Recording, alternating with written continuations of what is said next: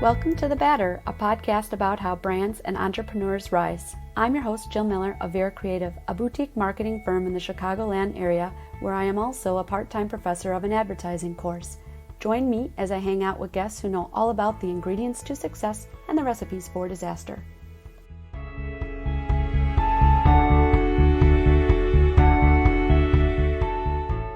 Hi everybody, we are in episode 13 of The Batter and we have a super sweet guest today. Her name is Rocky and she is the owner of Rocky's Rolls. Welcome to the show. Thank you so much for having me.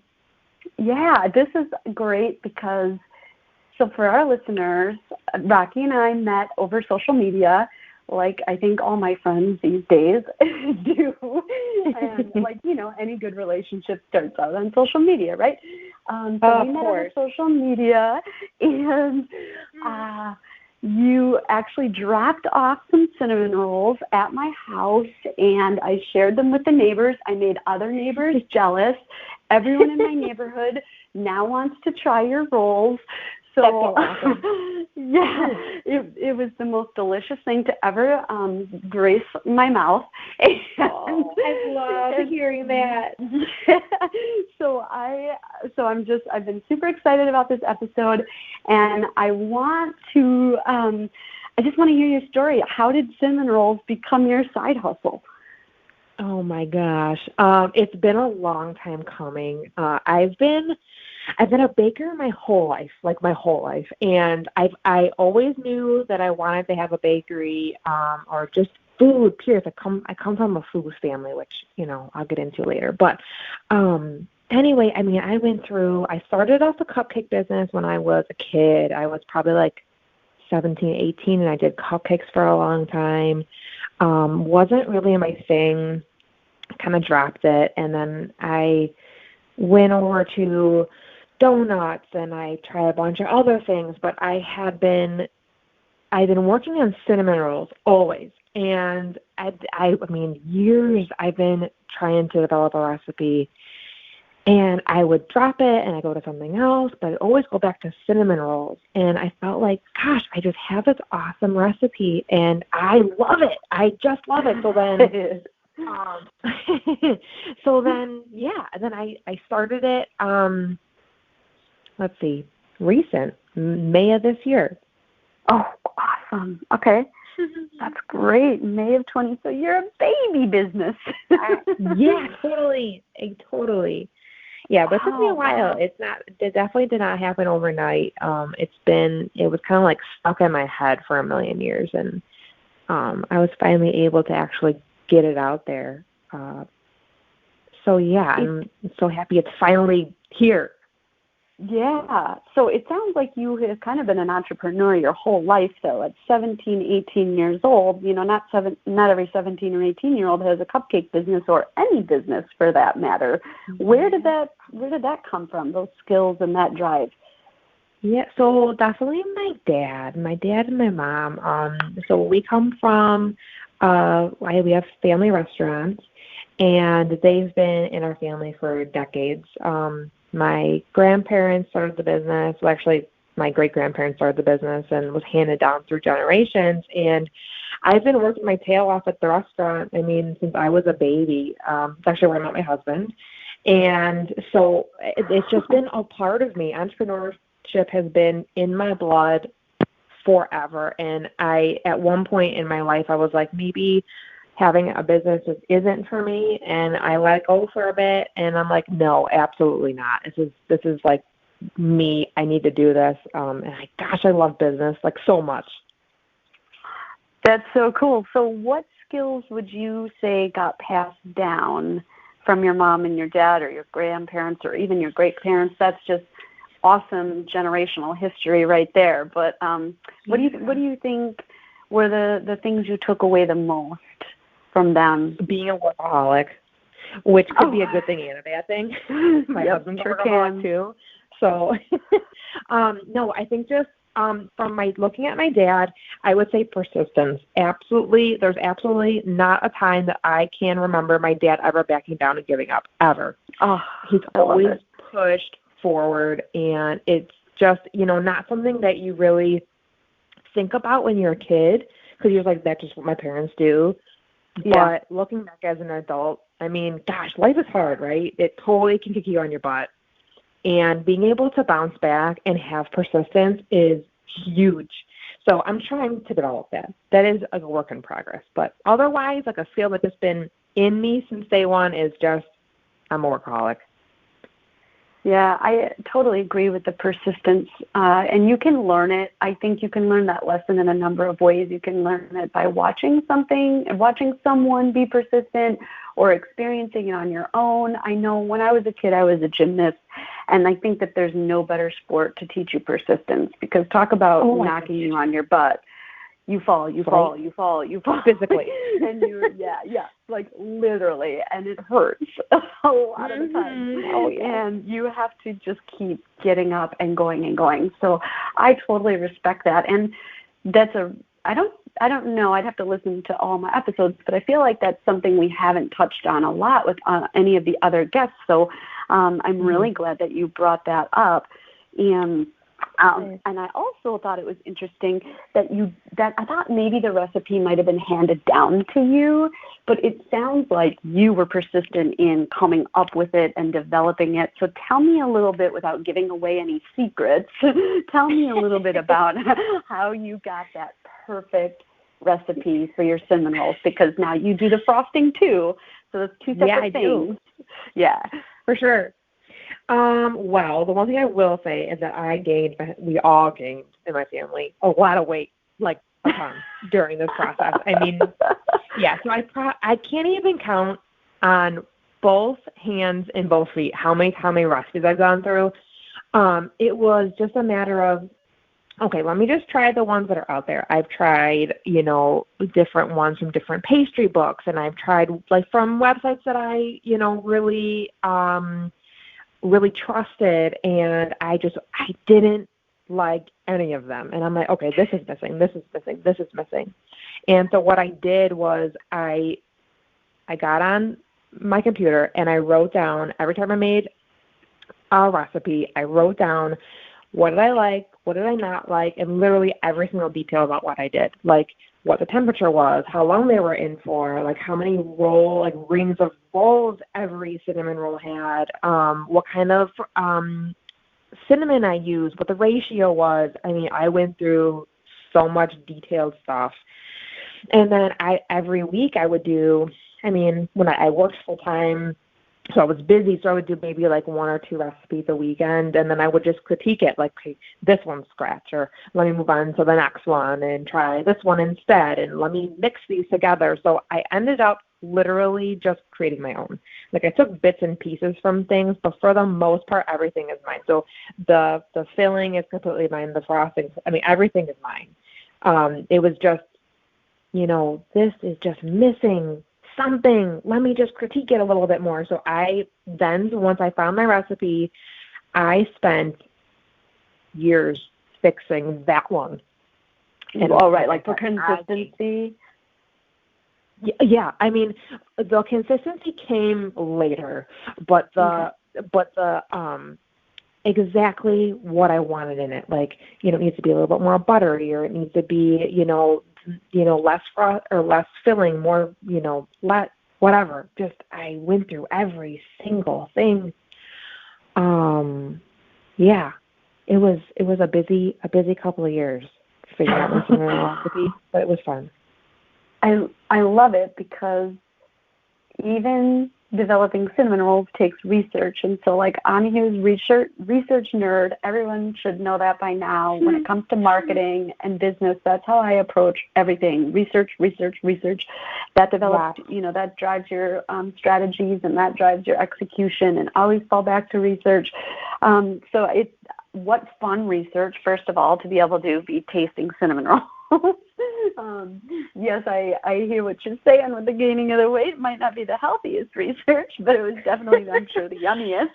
But I love gosh, yeah. You were willing to. Well, there's a couple things in there that you said I wrote down in my little notes, because I always take notes when I am recording a podcast with people. But I was just teaching my students at the university what a SWOT analysis was, and it sounds like you kind of did that. You created a SWOT analysis for every cinnamon roll that you tried. Like, okay, what are the strengths and what are the weaknesses and where's the opportunity here? Honestly, but you're right about like the research part. It wasn't just like, okay, tasting it. I felt like I had so much to learn as a baker.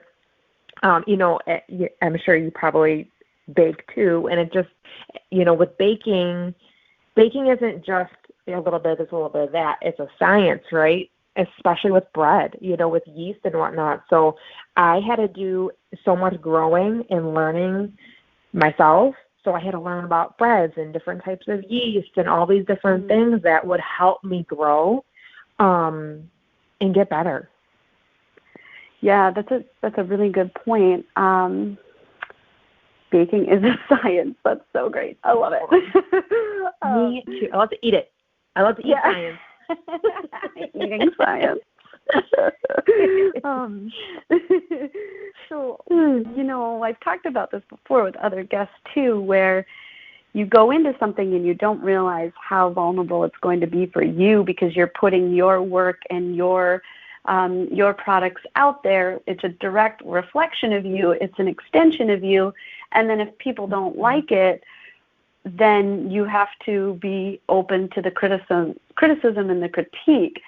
So talk to me a little bit about, you know, that kind of vulnerability and what you've learned about having to put yourself out there like in that way where you're open to somebody maybe not liking them. Sure. You know, I think that's what stopped me a lot. You know, it's like I could be better. I could do this. You know, the perfection really came into play for a lot of years. That's why I didn't start. And I got to the point in my life, so I had my second baby 6 months ago. And congratulations. Thank you. And I really was struggling with postpartum depression. And I got the help I needed. And I realized at that point, like, why am I letting myself and what I think could happen? Why is that letting me, why is it holding me back from what I really truly want? Because that having a bakery business is something that has been looming and just been hovering over me for so many years, and my own fear of imperfection and what other people would think of me, and oh my gosh, what if this isn't exactly how it's supposed to be? You know, you look at other businesses, and that's a huge thing. You look at other people who are 10, 15, 20 years down the road ahead of you, and you're like, my product, my business, my own set of skills are nowhere near where theirs are, you know, and it's so easy to get afraid and hooked up on that. And that's what stopped me. And I realized that life is so precious and so goes by so fast. And I needed having kids will do that to you. Oh, right. Tell me about it. Knock that right. Knock that right in your face. Yeah. And so it was like, this is the time for me, and I need to put aside all the things, all the fear. It's time to end fear. And could hook you, or can really, what's the word I'm looking for? It knocks you down really easy. And it was just time. Yeah, I think about that. I think a lot of us have gifts and talents that we're not using because we're comparing the beginning of our journey to somebody else's middle and end. And it doesn't look the same. Yeah, and there's another quote, too, that says comparison is the fastest way of taking fun out of your life. And, oh, my gosh, yeah. Right? And it's so true. It's like it's hard, especially with social media, to just not look. It's hard to just kind of not look at somebody else and want what they have, or assume that they got it easy without any work, or that, wow, you know, just look at them. They must know something that I don't. And it's usually never the case, any of those things. Miserable. It's just like Yeah. So I think that there's a lot of people where fear and before I put it out there, I need to have it perfect, hold people back. And we were kind of joking before the show where I was like, this podcast is not about perfection. And if anybody has listened to my episodes, you know I'm not recording on fancy equipment.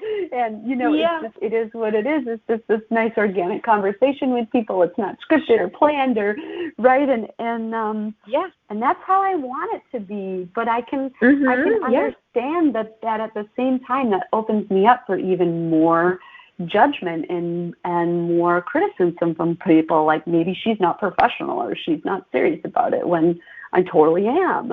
And then the other thing I was going to say when you said you probably bake, and I've told a lot of people this, is I don't care for baking because when I cook, I look at the ingredients, but I never look at how much. Oh my gosh! Like the measurements, and cooking is fine. You can do that with cooking, but you cannot get away with that when you bake. If it says, you know, half a teaspoon, that's exactly what it means. And I am the world's most impatient person, and I just don't have the patience to measure all the stuff out. And if I do bake, I will make it exactly to a T a few times, but then once I have it down, I go right back to my cooking method where I'm just throwing it all together and hoping for the best. So it is a science. You're absolutely right about that. And, you know, from a cooking perspective, I do enjoy cooking. I enjoy turning on music and just going into the kitchen. It's almost like meditative. Yeah. Oh, food is, that's the way to do it. Right. So you know you're doing the right thing when, you know, it's not, it probably doesn't feel like a second job to you because you said you still have a 9 to 5 that you work, like a 9 to 5 job. Yeah. So I work part-time. Yeah. Oh, part-time. Okay, great. Tell me about how that part-time job has, what have you taken from the part-time job that you can apply towards your entrepreneurial spirit? That's a good question. So I think what I would say, it gives me a lot of structure. That's for sure. So before I started my business, I worked full-time. I had my son, started my business, and then I switched over to part-time. And as you know, owning a company, your life gets a little hairy, you know, especially when you don't have that structure.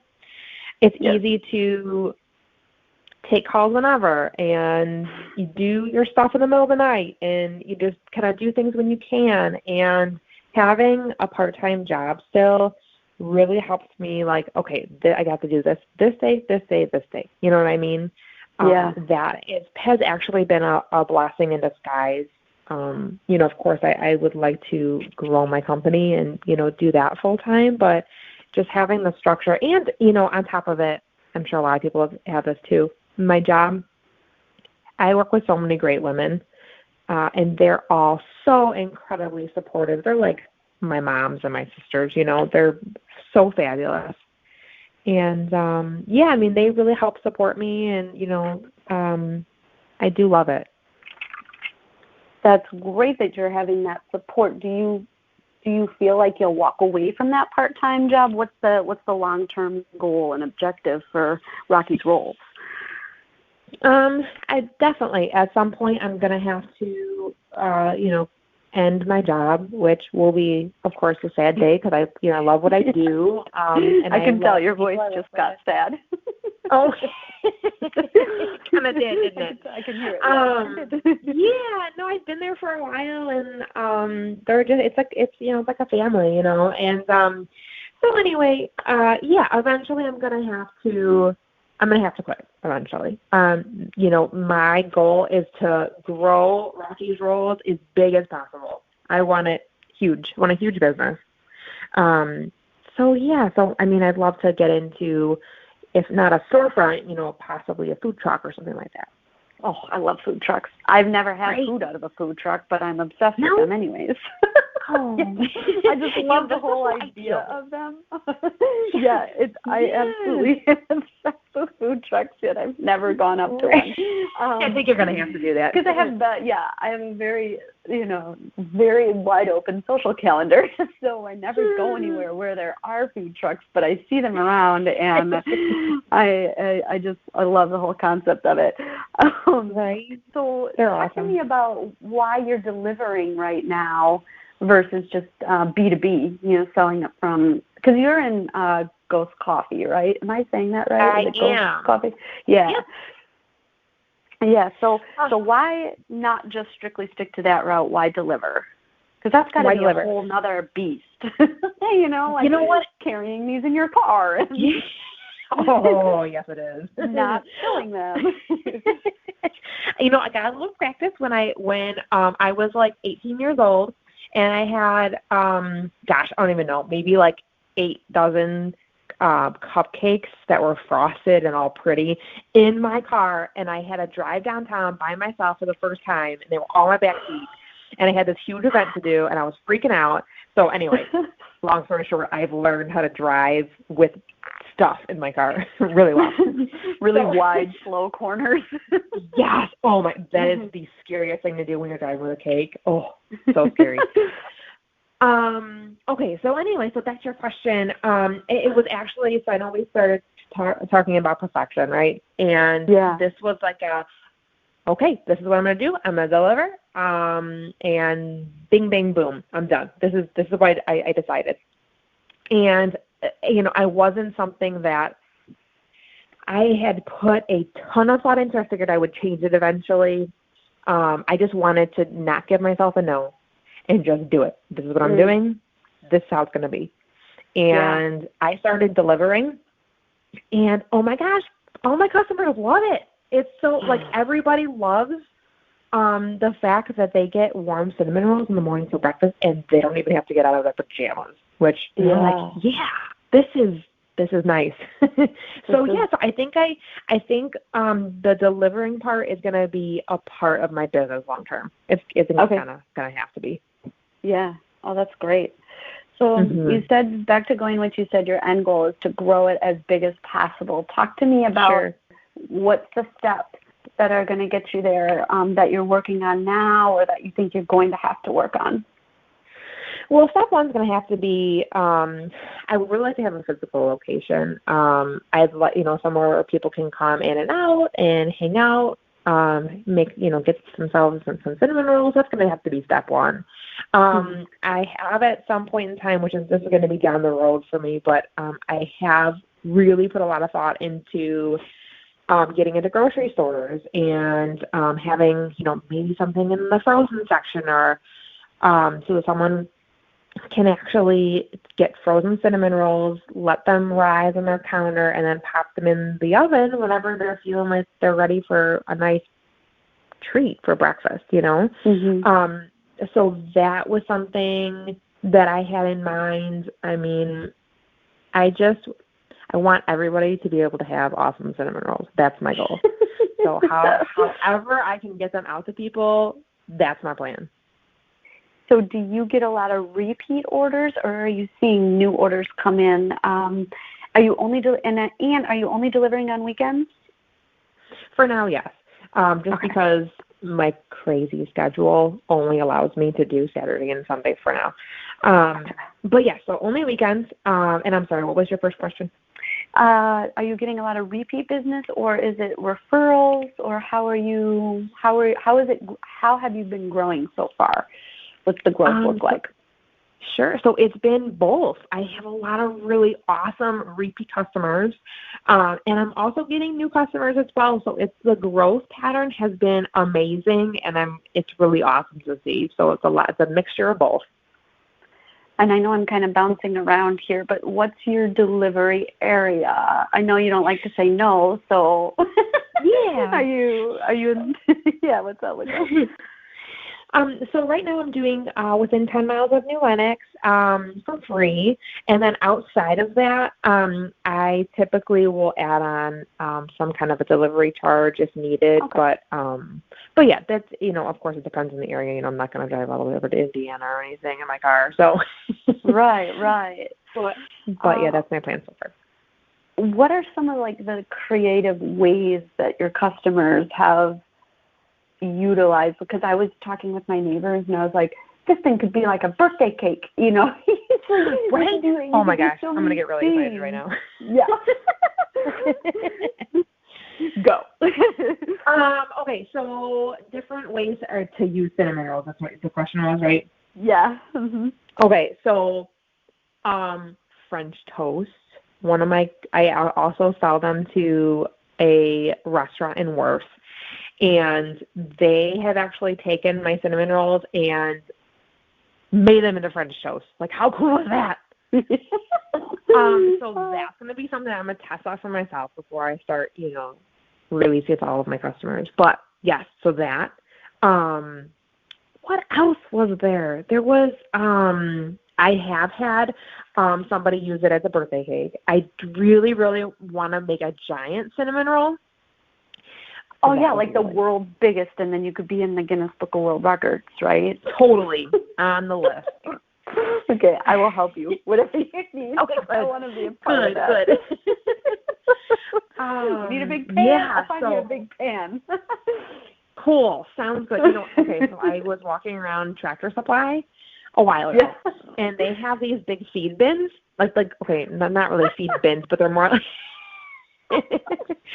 okay, no, so they're like for pig feed, right? So they're like have like a water tin and like a feed bin, whatever. And anyway, I'm like, okay, this could be good for one of two things: either a gigantic cinnamon roll or a gigantic pumpkin pie for Thanksgiving.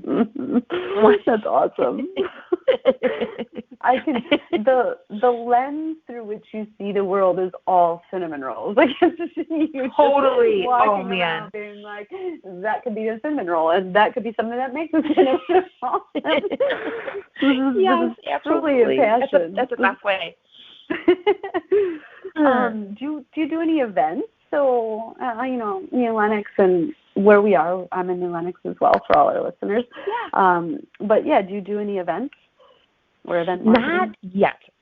Not yet. I plan to. I would love to do. I know they have like a ladies' night out in New Lenox. I would love to do the farmers markets. There's so much. I feel like there's so much untapped potential here that I haven't even gotten a chance to get to yet. But yes, that's totally on my list of to-dos. Yeah. So in terms of you getting the word out there, you perfected your recipe, and then what did you do that grew your social media presence, that grew your calendar to where you're booked every weekend? Because I see your posts and you're like, people, you better get your orders in because it's going to be too late here. So talk to me about like the actual pieces of marketing and marketing tactics that you used. Sure. So when I first started, a lot of my friends helped me out. My husband, my sister, my girlfriends, I made a post and then everybody shared it like wildfire. I can't talk, wildfire. And I was sharing, and then I ended up going onto like the New Lenox, Mokina, Frankfurt pages on Facebook, and I really just talked about myself. Myself as a mom and just, a little bit about my business. And so many people contacted me to order some cinnamon rolls. So I've really just been really trying to be present on social media because it's like, when you come across a business and gosh, they haven't been on their social media in 5 years. Is this business even open? I want to be as present as possible. And so I'm always on there talking to my customers and responding to them. I think that's really helped me grow. I mean, I know it's a big difference that there's like a couple of days where I haven't really reached out to anybody. Things kind of slow down. So, if I'm around, I think that really helps. Yeah, for sure. Just consistency, just like a recipe. For sure. Right? Yeah. Yes. Part of the ingredients for success, like literally. Absolutely. For your roles, for your business. For sure. It's funny because if I go on local Facebook groups and talk about my business, it's no fun for people. People are like, oh, she's just selling me. She just wants to get hired. Like it doesn't work for somebody who offers a service. But for somebody who's just, innocently selling delicious cinnamon rolls, the best ones on just earth, innocently. people, I have to tell listeners how much I love cinnamon rolls. I really do love a good cinnamon roll. So I was, again, so pumped when you dropped them off for me that day. And I gave one of my 2-year-olds, who I don't feed anything bad really ever. And I'm a bad mom. Yeah, she was like in heaven, and I was in heaven, and I think I ate 1.5 of them because at first I was like, okay, I'll share one because I'm not giving her a whole one, and then I'm like, I can't eat just half of one, and then I literally, within minutes of finishing it, I went over to the neighbors and I told them about it, and then I brought them one, and I told another couple neighbors, and they're like, we like cinnamon rolls. Next time you should bring us one. So yeah, I'm gonna have to bring you more. It sounds like you need more. Right? It's just interesting to me that because I can't grow my business the way that you can grow your business, right? They're just two totally different things. So yeah, so I'm glad that just the social media has really worked well for you. Let's see. What about any recipes for disaster? Have you had any kind of not so glam moments that you can take us behind the scenes and share? Oh gosh. Let's see. Which one do I choose? Yeah. So when I was talking about how when I posted on social media on the groups, the New Lenox, Mokina, Frankfurt, Tinley, whatever pages, I got so many calls, which was amazing. I was so over the moon excited. And so I wanted to get people in as soon as I could. So I was literally overbooking myself, Friday, Saturday, Sunday. I would have a delivery every 15 minutes, which is what I do normally, but I hadn't gotten the delivery part down. I was trying to manage not only my cinnamon rolls and them coming out right, but then also getting them to people in a timely manner, warm, and me not trying to drive everywhere all over the moon and stressing myself out. So I learned really quick how to be a better delivery driver, but I overbooked myself. Oh my gosh. So I was so overwhelmed. I wasn't even paying attention that I had to be in, Tinley 20 minutes away from my one delivery when I scheduled them for 15 minutes later. And so I was late, and thankfully all of my customers were so okay with it. And they're like, no, don't worry about it. But I was just late, and I was like, oh my gosh, this is horrible. This is absolutely horrible. So that day I came home and cried into a cinnamon roll, but things are better now. Oh man, the frosting made of tears. Totally. When Groupon first became a thing, a lot of businesses had the same problem because they would have 150 people buy a Groupon, but their business could, like a yoga studio or something, they could only accommodate 20, 30 people in the class at the same time. Right. So they had to quickly learn to, put a cap on it. But yeah, that's got to be really hard because you don't know where your deliveries are going to be. People just order, right? So how do you set that up? Can they pick the delivery time, or do you pick the delivery time, or how does the ordering, how's the process work from the consumer's end? Sure. So basically what happens is people, will reach out to me and tell me that they want to go ahead and place an order. So the first thing I do is I let them know what open days I have. So I'll say, next week I've got, Saturday, Sunday, and I ask them for their delivery address because that makes a big difference. If you're in New Lenox, you could be on one side of New Lenox, and then my next delivery will be on the other side of New Lenox. So they're very far apart. So I always ask people, what address am I delivering to, so that I can actually look at my schedule. Typically, I'll give people a couple of different slots, depending upon which day they prefer. And I kind of try and work it with what I already have built into my schedule, if that makes any sense. Just so I'm not, my deliveries are close by, so I'm not going all over the place, and getting to people's houses on time.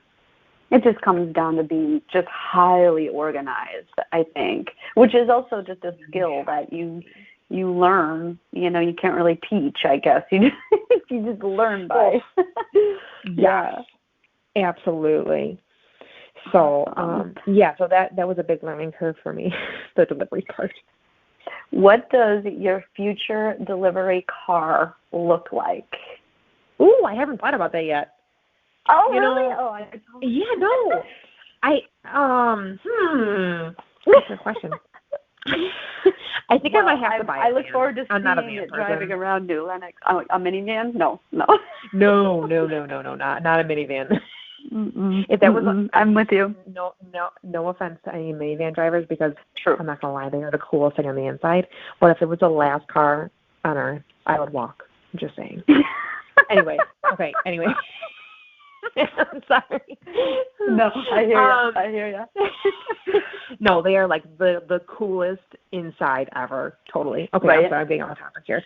Okay, what does my delivery car look like? Okay, so my husband just purchased a Ram ProMaster. They're like the business vans, like cargo van kind of. Okay. And they're really cool. They have a lot of space in the back, so I would probably get something along those lines. And then I would wrap it with something really cool. So I don't know, a big old cinnamon roll or something. Yeah. I guess you just think need about like that. a cinnamon roll on wheels driving down the street. I did think about like making the wheels like look like four big cinnamon rolls. So it just fits. That's just something that was in my mind, something goofy. And I love goofy. What about the inside of your future bakery? What have you given any thought as to like the design of that? Is it relaxing? Is it vibrant? It's definitely family friendly. Totally. So my Pinterest board is like overwhelming with different bakeries. So I've been, adding to it since Pinterest even came about. But anyway, it is definitely somewhere where people can come and relax. I almost wanted it to be like a cafe feel. Like if you could mix Starbucks and Panera, that kind of feeling. Like somewhere you can come, you can relax, chill, bring your homework or your work and sit and enjoy and have coffee, just somewhere that's open. And I would probably do like, maybe like a farmhousey feel, something like that, with like lots of like wrought iron and like creams and tans and things like that. We got to make this come to life. This place I would come work. That sounds so awesome. I'm ready. I'm so ready. Yeah. How many years out do you think you are? Years, months? What do you think? Where are you at? For a storefront? Yes. I would say a storefront. I'm probably a couple years out at least. Okay. I'm hoping that I could grow super fast and get there like next month. But not realistic, right? But just because I have been keeping my eye out for different places, but just retail spaces are so expensive. Yeah. So that I want to be ready for. I don't want to just jump in, head first and not really have a good customer base. I want to make sure that I'm fully ready for it. So I would probably estimate at least a couple more years. But if I could do a food truck, that would definitely be a whole lot sooner. Right. I don't even know what the local laws are about food trucks, but I know I had Fulton Flower Market on, and her original plan was to do like a flower truck, but it sounded like Frankfurt was like, no, we don't do trucks. Like you can't just park anywhere and sell things. Like they don't even give out licenses. Whereas I know in the city you can get a license for that thing. I don't know what the rules are for New Lenox. Have you done research on that? I've called Will County, and I've gotten a couple of different mixed answers. My main concern right now is I don't want to have to pay for two two spaces. And what I mean by that is, as far as I was understanding, you would have to pay for you pay for your truck, right? But then they don't want you to actually bake your product in the truck. You have to have a licensed kitchen.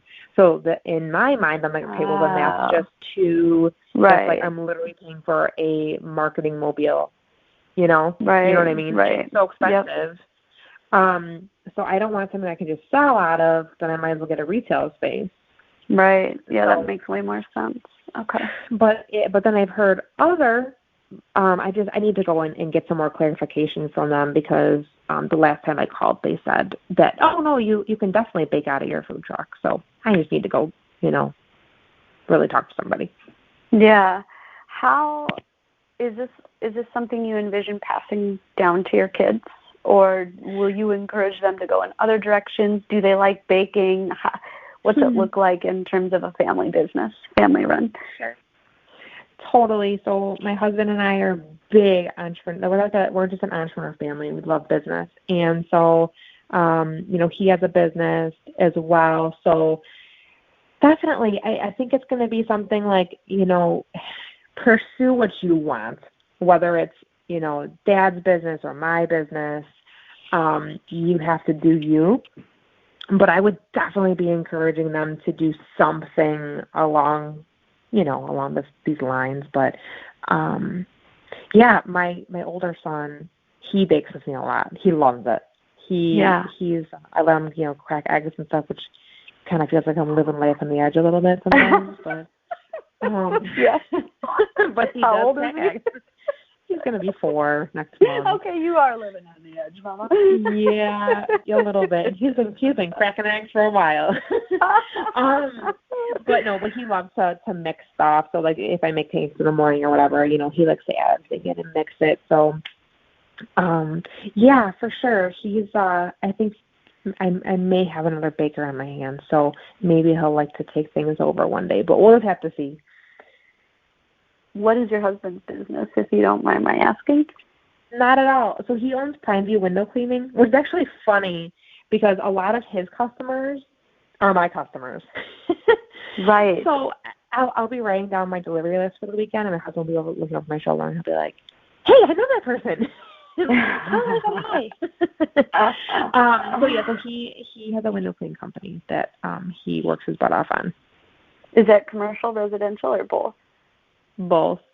Oh, great. That's awesome. Yeah. Have to have him on the show. See how he feels about everything. Yeah. So, like, some of my final questions, talk to me about like, what we talked a little bit about your fears, I guess, when you got started. But what kind of is holding you back right now, maybe, or what are you fearing right now?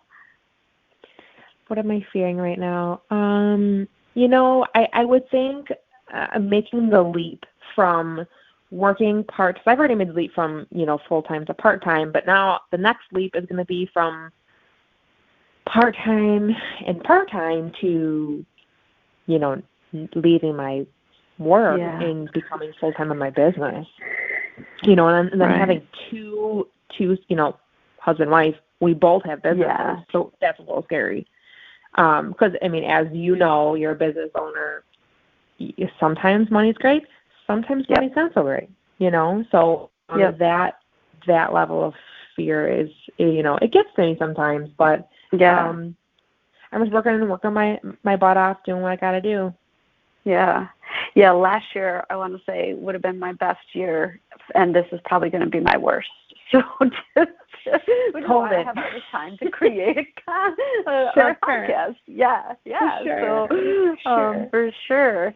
And then what keeps you going? Where do you find the drive, the passion? Oh man, so many things. Not only is baking just something that just gets my heart fluttering, it's not only that. It totally does. Oh my gosh, if I'm not baking, something's wrong. Something's up. But just the actual product itself, of course, keeps me going. My family, what's something that's huge for me is I want to show my kids that they can do exactly what they want to as long as they work their butts off for it.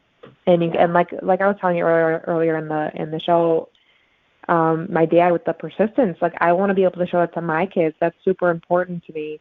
Let them know that, gosh, things don't come handed to you. You have to work for them. And just, showing them that don't let fear stop you, because it will. It absolutely will. And so that's super important to me. Showing myself that I can do this. That's been a huge one. And then, at the very base of my business, what really gets me going is food brings family together. And I'm a huge family person. Like I said, I'm a mom, I'm a wife, and nothing gets our family more excited than food. We're big food people. And, what happens when you have food? You have laughter, and you have just good times, good memories. And, oh, man, family is awesome. They can also be not awesome. But, well, food brings us together, right? Family and friends. It's like Thanksgiving, right? And when my husband and I were actually going through the premarital counseling, before we got married, our pastor. So I was baking then, and our pastor, and this has stuck with me for years. Our pastor, I brought him something, and he was like, "You bring people together. You bring family together, and that is so awesome." And I'm like, "Oh my gosh, you're so right." And that has stuck with me and been such an important part of my business. Is I want to be able to bring my customers and their family together. That's so great. That's awesome. Really inspiring. So tell listeners, where they can find you, how can they connect with you and follow you and order from you? Sure. So right now I am on Facebook and Instagram, and the handle is Rocky's Rolls, and how you spell that is ROCKYS, and then Rolls, ROLL, and there's two S's, SF. I didn't realize that, so thank you for pointing that out to me. And I've taken how many pictures and posted already how much online? That's so funny. Awesome. Well, thanks so much for sharing today. I think I just have a huge smile on my face. You definitely bring people together. You definitely deliver joy, along with ooey gooey cinnamon rolls. I think I told you, people who like hard cookies or hard things, we can't be friends because I'm all about forget about it. Forget about it. Don't even talk to me right now. Right? I don't understand you people. But thank you so much again just for sharing. And I'm excited to watch you grow. And, as a marketer, just know that I will help you in any way that I can because you've got it, girl. You've got the passion, and you definitely have worked your butt off, and you deserve success. So keep in touch with me. Let me know how I can help you. Totally. Yeah. And thanks again for being here today. Oh, my gosh. Thank you so much for having me. This is awesome. Listeners, I want to remind you that if you share today's episode, tag Rocky's Rolls and @Vera Creative, you are automatically entered to win free coffee. I will email you a Starbucks gift card, so don't forget to do that. And thanks again, everyone, for listening.